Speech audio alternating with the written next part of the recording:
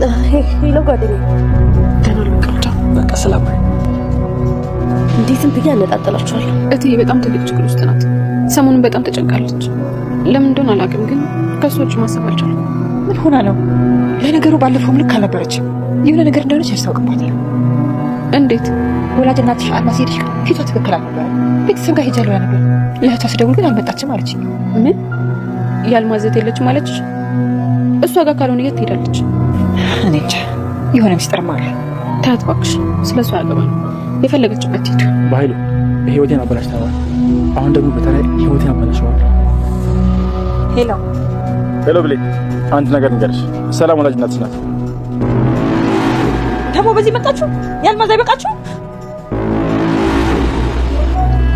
አዎ ጌታ ናት። ሰላም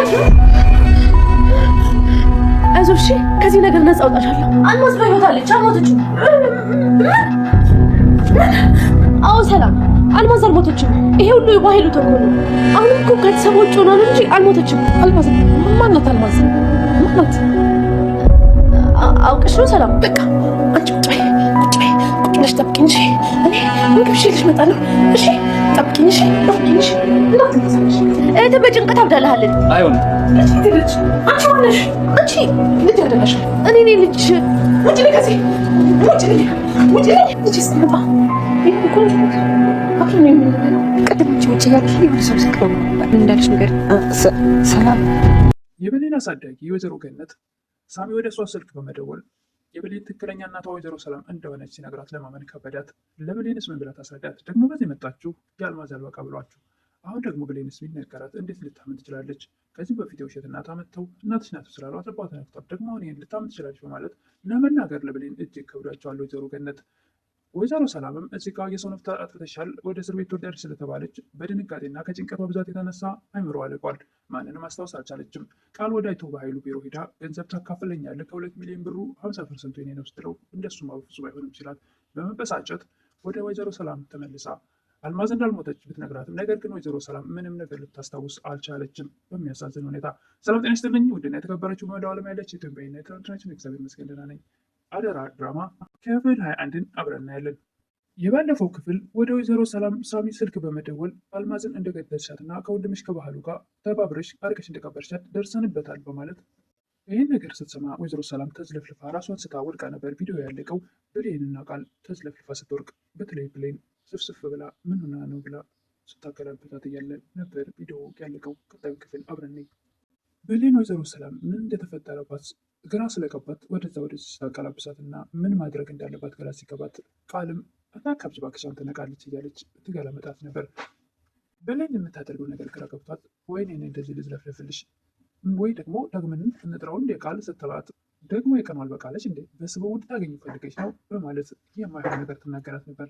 እያሰብሽ ነው እትዬ እንደዚህ ሆና ያይሻት እንደዚህ ነገር ይታሰባል እንዴ ትል ነበር ብሌን።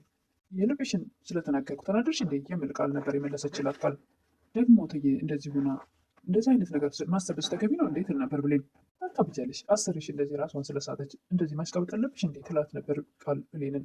ምንም ትንሽ አይሰማሽም እንዴ እንደዚህ ሆና ያይሻት ምን እንደሆነች እንኳን አናውቅም ትል ነበረ ብሌን። እባክሽ አታሽቃብጭ ትላለች በተደጋጋሚ። ብሌን ለወይዘሮ ሰላም ውሃ ለማንጣት ወደ ኪችን ስትሄድ ቃልም ለማነቅ የፈለገች ይመስላል ብሌንን።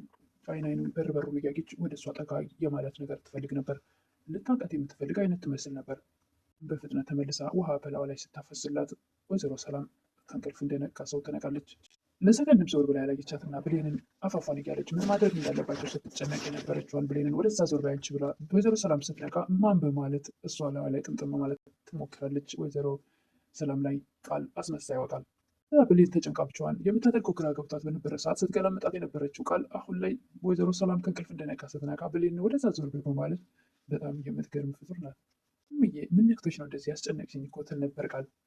መጀመሪያ ብሌን ብቻዋን ተጨንቃ ተጠባ በነበረበት ሰዓት እንደዛ ዞር ብላ ሳታያት አሁን ደግሞ ብሌን ተመስገን እያለች እንኳንም ነቃሽ እትዬ በምትል ሰዓት ዞር እያለች በተደጋጋሚ ወደዛ ለመገፍተር ትሞክራለች።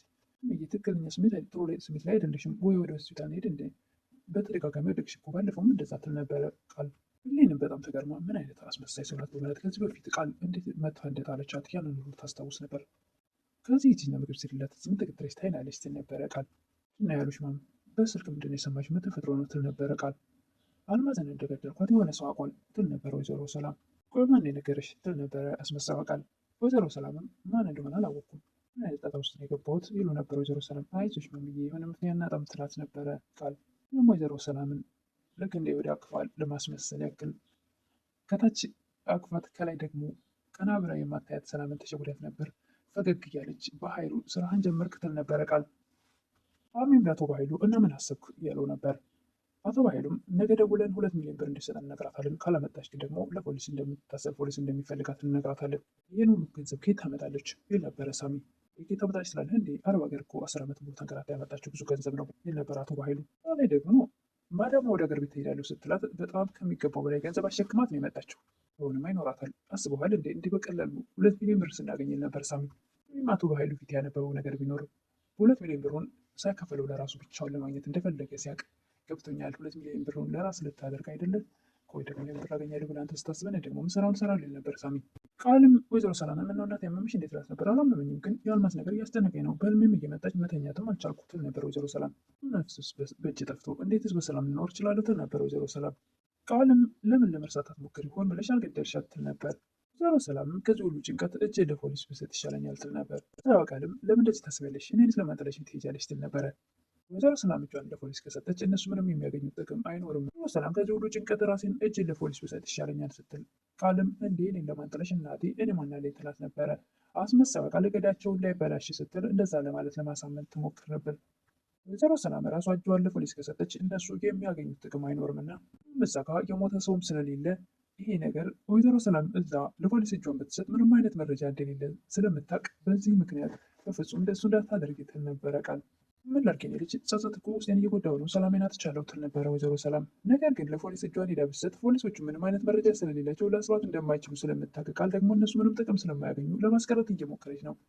ጌል የሚለኝ አይመስለኝም የሚሉ ነበር ወይዘሮ ገነት። ቃልም ይልሻል ሆን ብለሽ አላደረግሽውም፣ ደግሞ ፈጣሪ እንደሰው አይደለም ትል ነበር።